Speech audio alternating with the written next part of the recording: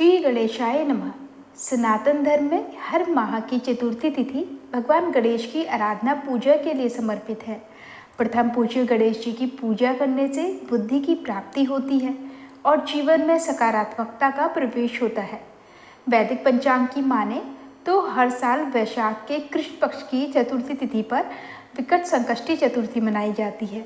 इस दिन गणेश जी की पूजा अर्चना की जाती है।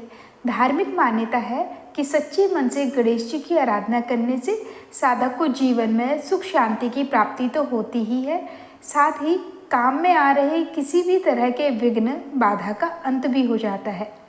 व्यापार से लेकर करियर में सफलता के रास्ते खुलते हैं। विकट संकष्टी चतुर्थी पर गणेश जी की विशेष कृपा पाने के लिए प्रभु की पूजा अर्चना कर विशेष चीज़ों का भोग लगाने से ही लाभ होता है। माना जाता है कि पूजा की थाली में गणेश जी के प्रिय भोग लगाने से जीवन के हर क्षेत्र से शुभ फलों की प्राप्ति होती है। आइए इस बारे में और अधिक विस्तार से जानते हैं कि भगवान को क्या क्या भोग लगाने चाहिए जिससे शुभ फल की प्राप्ति हो।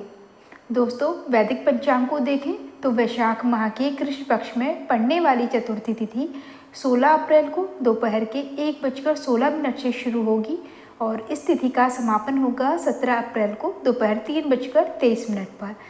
इसलिए उदया तिथि के अनुसार विकट संकष्टी चतुर्थी 16 अप्रैल को मनाई जाएगी और इसी दिन व्रत भी रखा जाएगा। गणेश जी को मोदक का भोग अति प्रिय है। भोग में मोदक पाकर गणेश जी आप पर हमेशा कृपा दृष्टि बनाए रखते हैं, साथ ही घर में सुख समृद्धि आती है। विकट संकष्टी चतुर्थी पर अगर गणेश जी को पूजा के दौरान थाली भरकर लड्डू अर्पित करें तो अनेक लाभ होते हैं।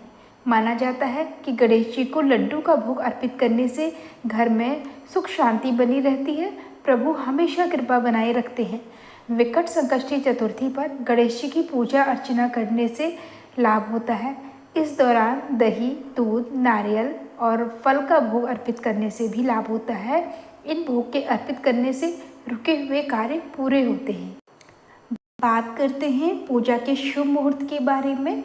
तो इस दिन ब्रह्म मुहूर्त में यानी सुबह 4:26 से 5:10 के बीच स्नान कर लें और गणेश जी की पूजा का संकल्प लें। उसके बाद सूर्योदय के पश्चात विधि पूर्वक पूजन करें।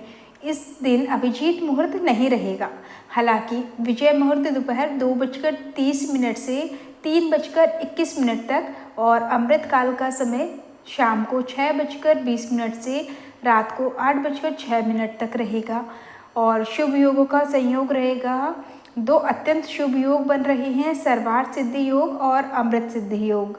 इन दोनों योग में किए गए कार्य विशेष फलदायी होते हैं और किसी भी शुभ कार्य की सफलता की प्रबल संभावना रहती है। चंद्रोदय के समय के बारे में बात करें तो व्रत पूरा करने के लिए रात में चंद्रमा को अर्घ देना आवश्यक होता है। इस दिन चंद्रमा रात 10 बजे दिखाई देगा। अर्घ देने के लिए दूध, जल और सफ़ेद पुष्पों का प्रयोग करना चाहिए। तो दोस्तों, ये थी हमारी आज की वीडियो। अगर जानकारी पसंद आई हो तो वीडियो को लाइक, शेयर और चैनल को सब्सक्राइब जरूर कीजिएगा। धन्यवाद।